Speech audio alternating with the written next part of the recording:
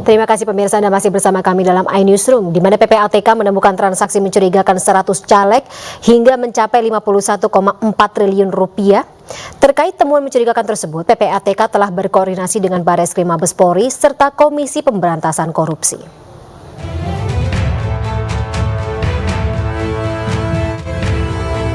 Kampanye sedang berjalan, namun secara mengejutkan Pusat Pelaporan Transaksi Keuangan mengungkap laporan yang mencurigakan. Pusat Pelaporan dan Analisis Transaksi Keuangan (PPATK) menemukan transaksi keuangan mencurigakan yang dilakukan oleh daftar caleg tetap pemilu 2024 yang dianalisis sepanjang 2022 sampai 2023. Kepala PPATK mengatakan transaksi mencurigakan itu ditemukan karena adanya laporan transaksi yang patut diduga terkait dengan tindak pidana tertentu. Laporan transaksi keuangan mencurigakan sendiri terhadap 100 DCT, ini kita ambil yang 100 terbesarnya ya. Terhadap 100 DCT itu nilainya 51 triliun 475 miliar 886 juta 106.483. Terkait temuan mencurigakan tersebut, Direktorat Tindak Pidana Khusus Bareskrim Polri akan berkoordinasi dengan PPATK. Bahkan Komisi Pemberantasan Korupsi telah menelaah laporan PPATK tersebut. Bahkan KPK mengatakan temuan itu bisa ditindak jika melibatkan penyelenggara negara. Laporan PPATK seolah menegaskan bahwa politik uang masih mengintai dan siap menyerang di setiap tahapan pemilu. Tim Liputan iNews melaporkan. Ya, dan untuk membahas informasi selengkapnya kami sudah terhubung via sambungan Zoom malam hari ini bersama dengan Kepala PPATK periode 2002 hingga 2011 Yunus Husin dan peneliti Perludem Kahfi Adlan Hafiz. Selamat malam Bapak-bapak, saya sapa terlebih dahulu. Selamat malam semuanya. Oke, saya ke Pak Yunus, terutama ketika Pak Yunus juga pernah menjabat sebagai Ketua PPATK, saya akan gali terkait dengan ranah PPATK dalam menelusuri aliran dana, ini berkisar di mana saja, dan parameter yang membuat aliran dana ini mencurigakan, apa? Baik, terima kasih.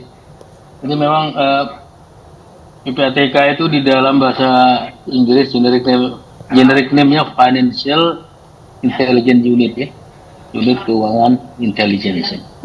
Dia bekerja berdasarkan laporan atau dia bisa meminta, bisa memeriksa penyedia jasa keuangan untuk mendalami laporan-laporan yang sedang dianalisis. Ada 6 jenis laporan yang diterima oleh PPATK: transaksi keuangan mencurigakan, transaksi tunai untuk batas 500 juta kalau uang itu tersentuh, kemudian transaksi cross-border cash carrying, lintas batas wilayah negara, kalau bawa uang 100 juta lebih harus di-declare. Kemudian transaksi IFT, International Fund Transfer ya, incoming, outgoing transfer, berapa jumlahnya dilaporkan secara online. Kelima, transaksi yang dilakukan oleh penyedia barang dan jasa seperti car dealer, real estate agent, balai lelang, itu semua dilaporkan juga ya, untuk jumlah 500 juta. Dan terakhir, transaksi yang dilakukan oleh profesi, advokat, notaris, PPAT, akuntan publik. Nah, dari sinilah PPATK mendalami laporan-laporan itu ya, pergunakan laporan plus database yang sudah ada di PPATK, database laporan-laporan tadi ya. Dan PPATK mempunyai data mengenai orang itu punya rekening di mana saja. Oke. Nah, yang sering menjadi pertanyaan adalah transaksi mencurigakan. Apa sih ukurannya mencurigakan? Iya. Itu diatur di Undang-Undang 8/2010 tentang TPPU di dalam pasal 1 dan pasal 1 ayat 5 dan pasal 22. Mengatakan? Di dalam pasal 1 huruf angka 5 ya, ada 4 ukuran transaksi mencurigakan. Pertama, kalau menyimpang dari profil, pola transaksi dan kebiasaan nasabah ya, bisa gajinya ratusan juta, ini sekarang kok miliaran transaksi. Yang kedua, kalau transaksi itu dipecah-pecah ya, dilakukan untuk menghindari pelaporan. Misalnya transaksi tunai ke 500 juta, supaya nggak dilaporkan 500 juta, dia pecah 300 setor pagi, 300 siang. Yang ketiga, transaksi mencurigakan kalau diduga kuat merupakan hasil tindak pidana ya. Itu baik jadi dilakukan ataupun tidak. Kalau terkait tindak pidana harus Ya, laporkan. telusuri. Misalnya pernah terjadi di Jawa Timur, orang pejabat bawa duit 1 koper membuka rekening. Oke. Begitu ditanya sumber dana dan tujuan transaksi, dia menolak, nggak jadi buka rekening. Dilaporkan juga walaupun nggak jadi Baik. transaksi, Baik. karena diduga uang itu ada kaitan dengan hasil Tindak pidana. Dan yang kedua terakhir, Mbak ya, Iya. kalau nasabah menolak memenuhi ketentuan customer due diligence atau know your customer, atau kalau penyedia jasa keuangan meragukan keterangan atau informasi dari nasabah, misalnya identitasnya palsu, keterangan yang kontradiksi. Nah, itulah 6 kriteria transaksi mencurigakan yang ada di Undang-Undang 8 2010. Nah, Kalau terpenuhi, ya penyedia jasa keuangan akan melaporkan ke PPATK secara online. sementara Itu kalau misalnya dari jawabannya. nominalnya sendiri Pak Yunus, mungkin singkat saja, nominalnya. Ini ada kenaikan yang cukup signifikan terkait dengan nominal dari 2022 ke 2023. 2022 ada 8.270 transaksi senilai 83 miliar rupiah. 2023 naik 9.164 transaksi dengan nominal 195 miliar rupiah. Ini bisa menjadi sebuah kecurigaan sendiri kah? Terutama di tahun politik?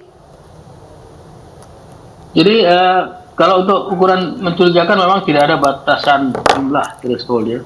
Tapi memang selalu kecenderungan kalau tahun politik pasti transaksi itu meningkat. Banyak Karena ya. apa? Karena kita itu pemilunya pakai uang. Dari Money luar politiknya negeri. sangat kuat. Kalau mau menang harus punya banyak uang.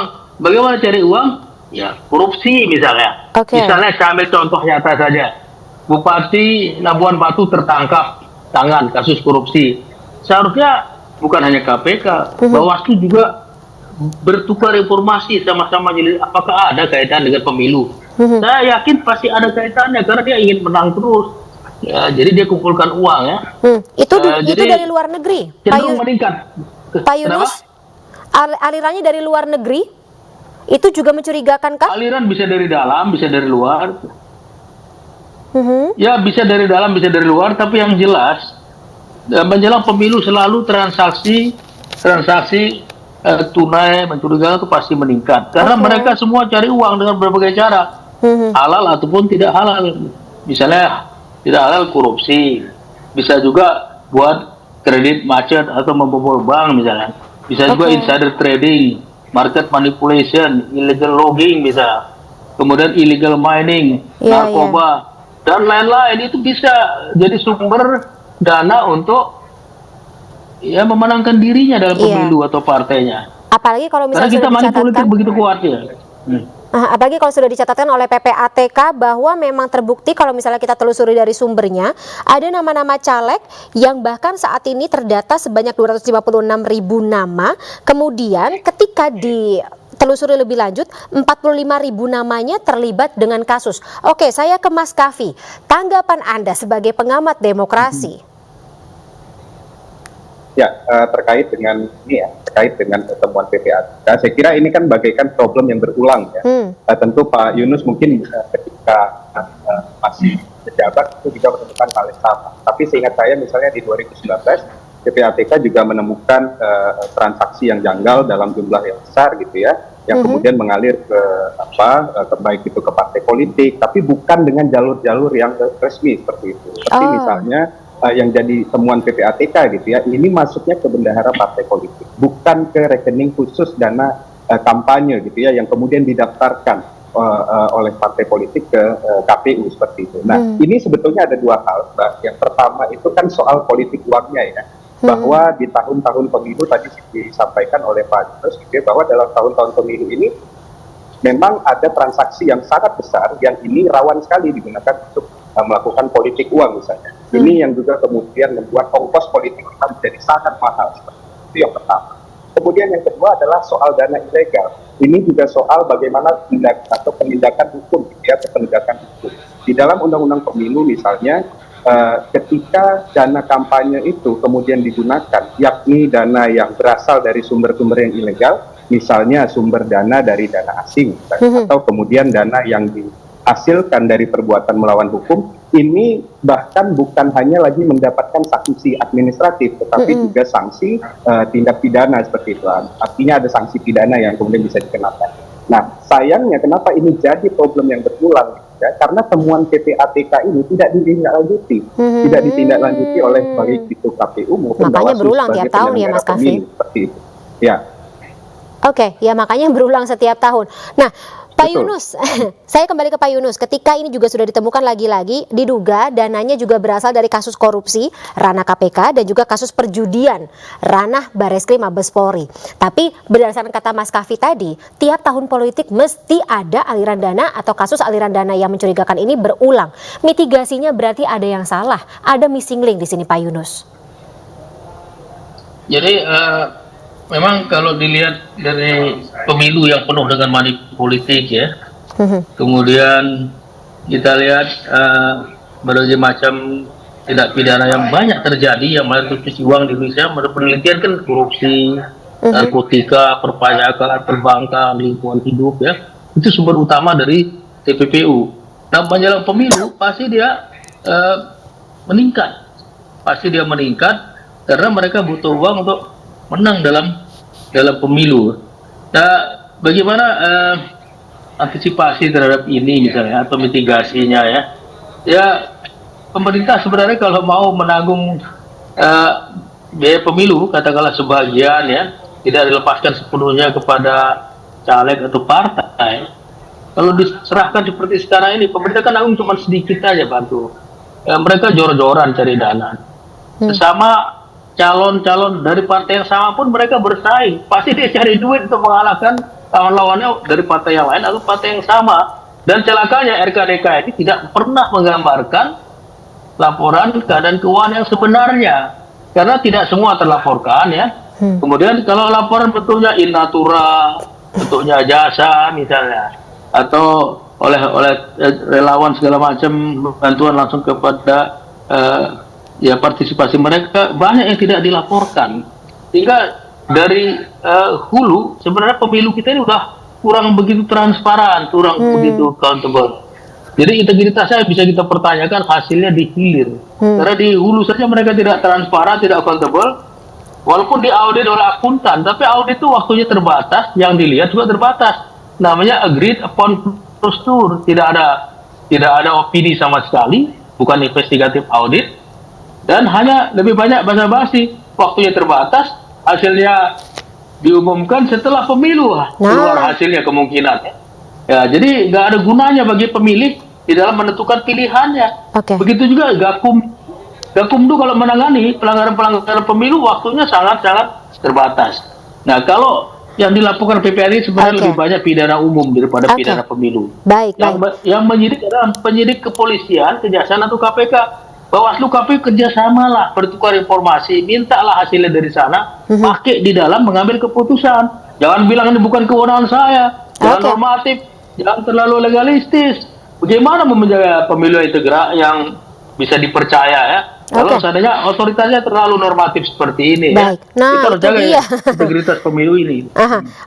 Mas Kavi, kita bicara yang mungkin skup sedikit aja, singkat saja terkait dengan tadi nama-nama yang sudah dicurigain terkait dengan terikat dengan korupsi dan kasus perjudian. Logikanya berarti harusnya nggak boleh dong mencalonkan diri atau tembus ke kursi dewan atau perwakilan rakyat?